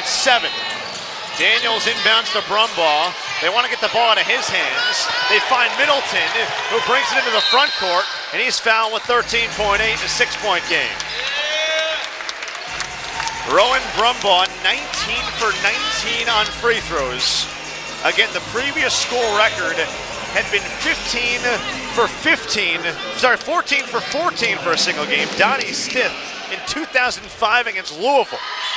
2 decades later, here's Brumbaugh as Middleton continues the trend. Tell you what, these are pressure free throws in more ways than one now. Middleton keeps them perfect. Hey, he's this not bad is at remarkable. 30 for 30 at the free throw line. Drones pass to Emu. Outside it goes. Gums a 3. Around and out. Rebound Daniels. They won't foul him. Tulane can dribble it out. And the Green Wave have a huge comeback win to get the 2-0 for a 4th consecutive season to begin the campaign. Ron Hunter's team digs deep in the second half. They come back from 20 down in the first half, from down 13 at halftime. And the first time they have come back from 20 down to win since 2017 against Nichols, 8 seasons ago. Yeah, it was a gutty win, gutty win for them, and it wasn't pretty for Tulane. And obviously, they were getting beat up by the energy in the first half, and they decided to, not settle, not rely on the outside shot until it was open and not force the issue. And that's what, swung the game in their favor. All right, well, Coach Ron Hunter and his team victorious, and we've got him on headset now. Coach, you guys were down 20 in that first half. You were down 13 at halftime. And what did it take from your group? What did you see in that second half to hold this one out and get the 2-0? Well, I coach in this league, and the Sun Belt is a great basketball league. And I tell you what, all those teams, they play hard, they're athletic.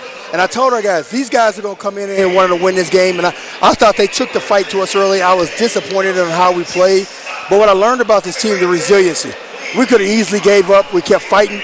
I thought defensively, probably the last 30 minutes of that game, man, we were really good defensively. And so good win for us, because I tell you what, we got another Sun Belt team coming up. Those teams, they know how to come and play, and we just got to do a better job at having ourselves ready. That was the main thing I was looking at, Coach, is just the defense. They were bringing it to you guys that first half, but really after you guys picked up the pace and you guys started talking more, standing on their own, guarding their yard and all that good stuff, that's when the game switched for me. That's what I saw for you guys. Yeah, we switched our defense up a little bit. I thought JoJo was really good defensively for us, came off and gave us a big boost, and I thought Tyler was really good. So we did a nice job of just making sure we just kind of hang in there and go win the game with our defense, and so I thought we did that. Coach, your team was 34 for 30 at the free throw line. I'm not sure you've ever had a team shoot that well at the free throw line. Rowan Brumbaugh made all 19 of his and had 33. Talk about him and talk about how good you guys were at the stripe today. Well, we talk about doing the little things, and the little things are making free throws and taking care of the basketball. The little things won us the game because we had to do everything right to be able to come back from a deficit like that. Congrats on the win, Coach. Best of luck at UL on Tuesday. Congrats. All right, thank you. Head coach Ron Hunter and his team off to a 2-0 start for a fourth straight year. And no question here, player of the game, Rowan Brumbaugh, 33 points, 25 of which came after halftime. He stayed the course, man. I mean, it wasn't pretty from the first half, but he did all the little stuff. He was, still attacking, still finding his teammates, getting to the line. And obviously that staying the course paid off big in the second half, where he was able to hit from deep, get to the lane, not settle, and shoot the right shots, and then find his teammates. And, it all kind of pulled together, and that, spread the floor for other guys to get opportunities and good looks as well. It's hard to believe with how good Rowan Brumbaugh has been in a Tulane uniform that this is the first time he's crossed the 30-point threshold. Noble Days and Jack Benjamin back with you. But what he did today was absolutely remarkable. And look, he got a lot of help. You look at Tyler Ringgold in double figures, Scotty Middleton, KJ Green. But Rowan getting himself going in the second half was the igniter for sure. I mean, being the leader of the team, that's what he was there for. And that's what he, kind of took that role over eventually. And obviously when it wasn't, falling for him in the beginning, he still stuck the course, still, got to that free throw line. Like I've been saying, that's big for him, for a shooter to see the ball go through the hoop, see it, consistently, and he's been making them too. That's huge, and obviously, like I said, it paid off for him, and that feeds off to the team, the other guys on the court. KJ came and played good. Josiah was, all the tension's on Rowan, and Josiah's able to get those backdoor cuts and all that type of stuff. That's huge.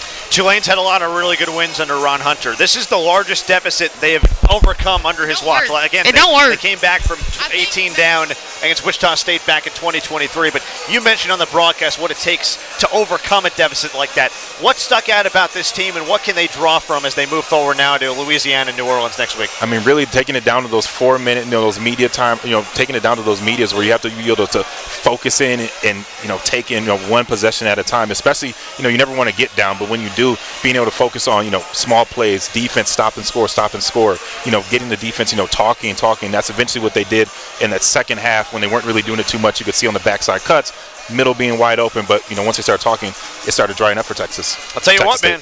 It was a pleasure to have you. Yeah, for sure. It's like you were here the whole time, man. Yeah, I'm happy to be here. I'm really happy. Debut for this guy on the mic. We appreciate him. Noble Days. I'm Jack Benjamin, and that'll wrap it up for us for the broadcast today. Big thanks to our entire crew, led by Dan Kane, Andrew Alvarez, Lenny Van Gilder, Kelsey McHugh, Sierra Johnson, and many more. As we say so long from Abercrombie Fulgman Arena in the Devon Fieldhouse, Tulane 79, Texas State 71. Again, Tulane sets a school record, 30 for 30 on free throws. Rowan Brumbaugh, a school single game best by an individual, 19 for 19 at the line, and scores a career high 33. And the Green Waver 2-0 for a fourth consecutive year.